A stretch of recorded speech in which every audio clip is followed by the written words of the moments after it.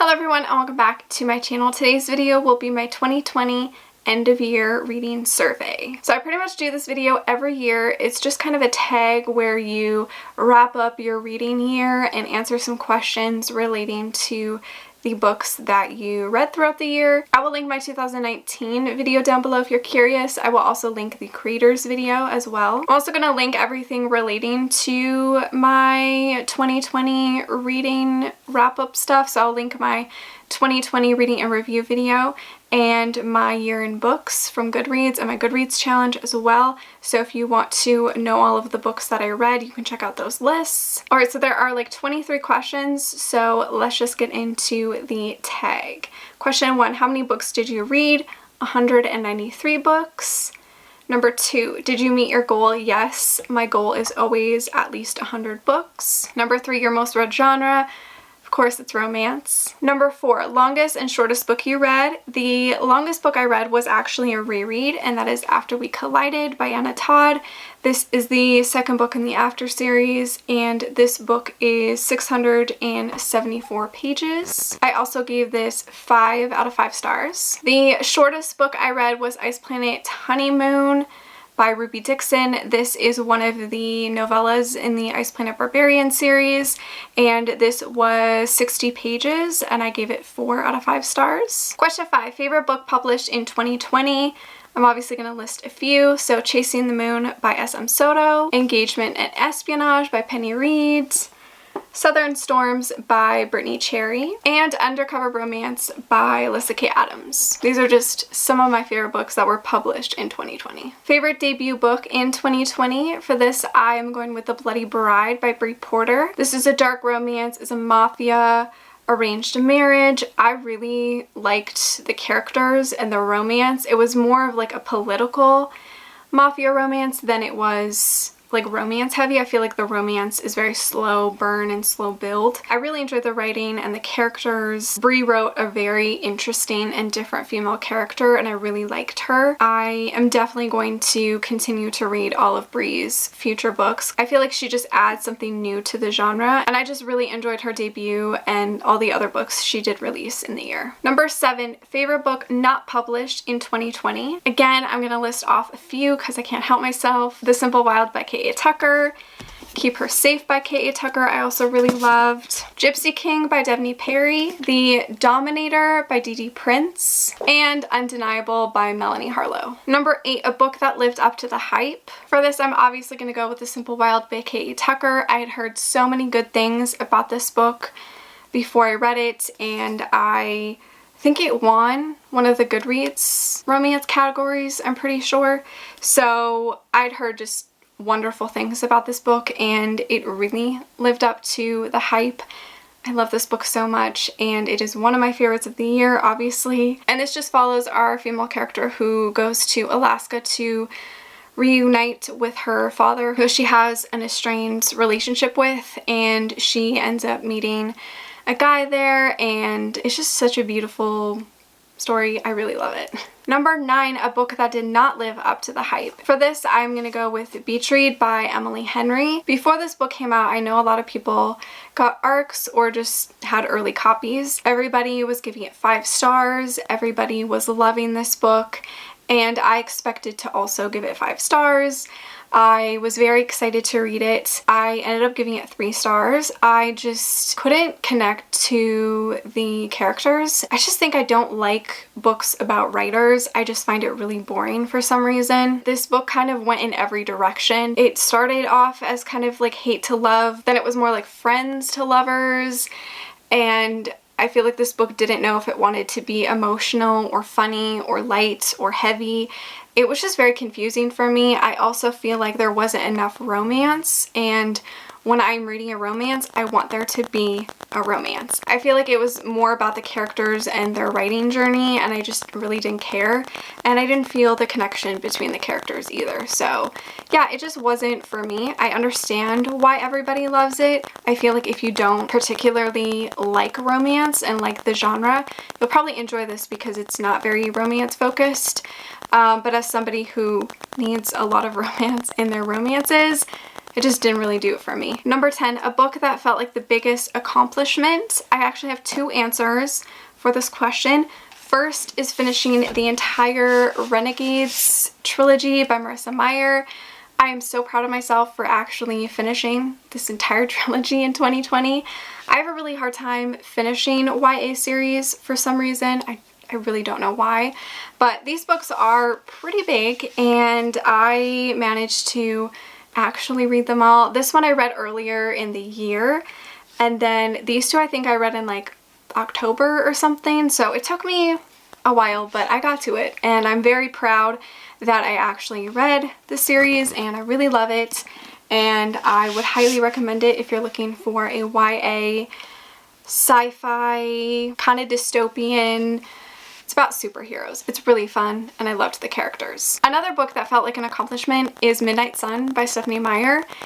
This book is pretty big as well, but the reason it felt like an accomplishment is because it took me several days to read it, and that's not normal for me. Usually I can read a book within a day or 2, but I think it took me like 4 or 5 days to read this. I just didn't like it. I gave it 3 stars. I thought it was really boring.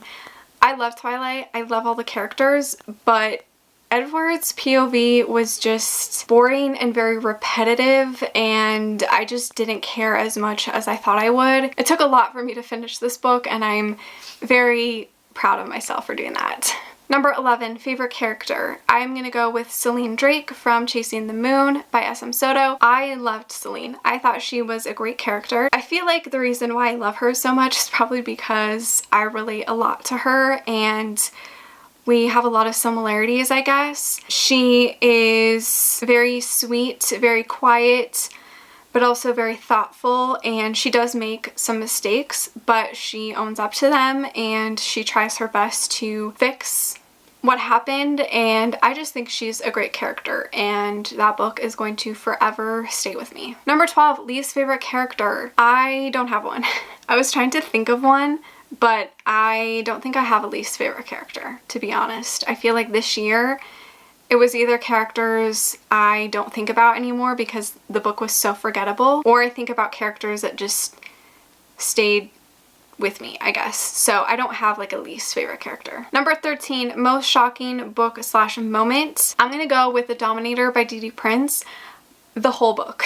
This whole book is so shocking.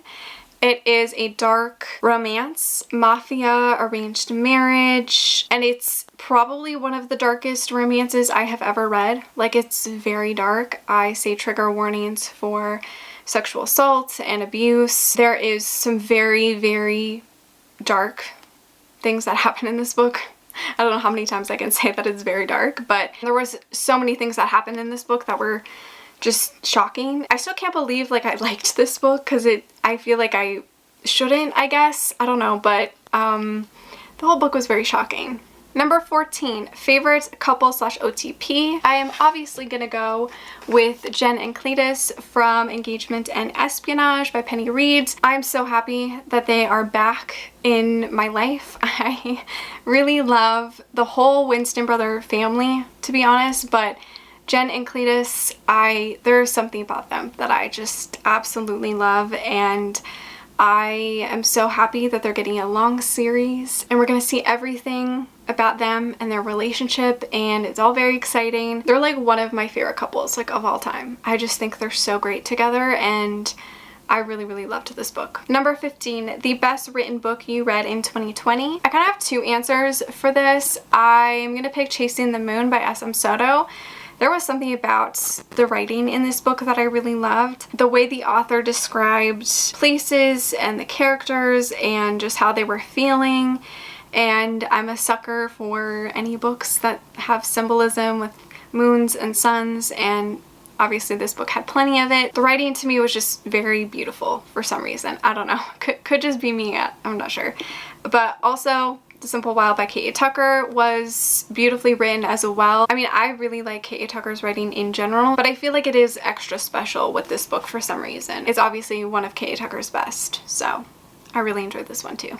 I just noticed I skipped a question, so if the background looks a little weird, that's why. But number 16, a book that you pushed the most people to read in 2020. I feel like I started off the year very strong, recommending and talking about a lot of books, and then towards the end of the year I feel like I kind of didn't because I was just so busy and I wasn't reading as much. But I definitely would say I talked about The Simple Wild a lot.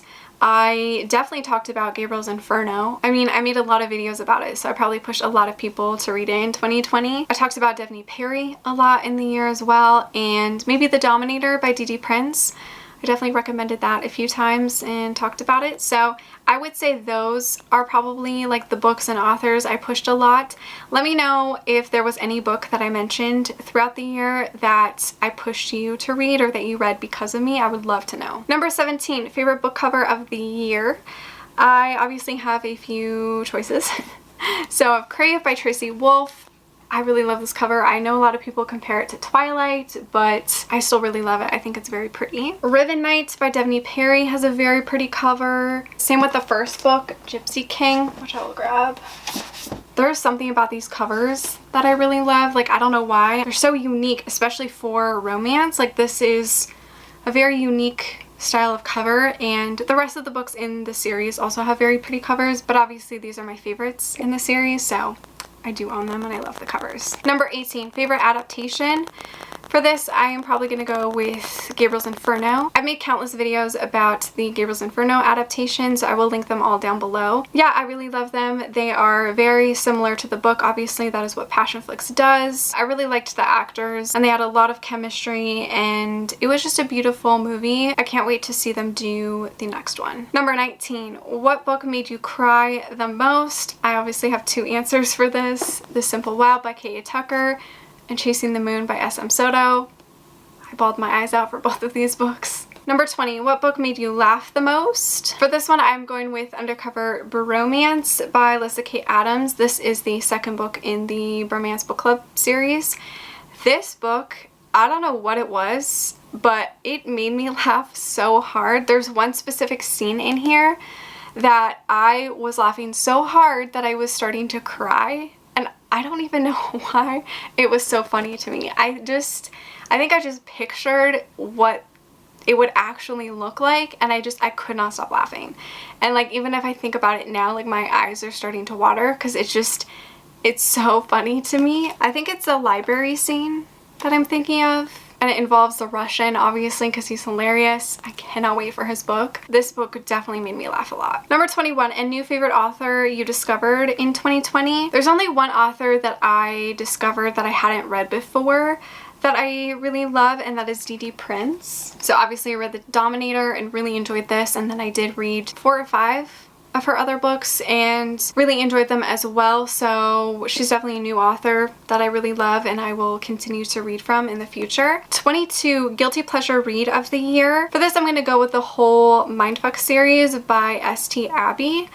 This was a very unique and different series. It's a dark romance, very dark. Definitely trigger warnings for sexual assault and abuse. But this follows a serial killer and an FBI agent who fall in love. The FBI agent basically is trying to catch the killer, but they don't know that they're dating the killer. It's very interesting. It's a very fast-paced series, but it is pretty dark and there's lots of twisted things that happen, so I would just say be very careful. But if you want something different for dark romance, I highly, highly recommend the series. And the last question is favorite book you reread in 2020.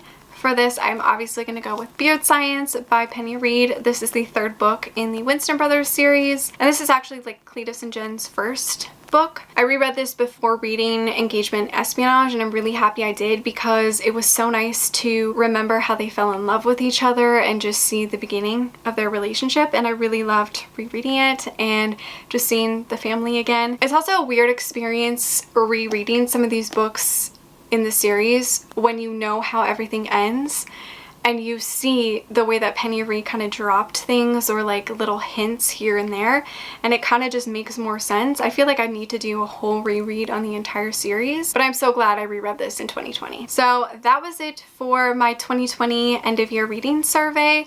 I hope you guys enjoyed it. Let me know some of your answers to these questions down below. What was your favorite book of the year? What was your maybe least favorite book of the year, or a book that didn't live up to the hype for you? Thank you so much for watching. Make sure to give this video a like, subscribe, follow me on all my other social media, and I will see you guys in my next one. Bye!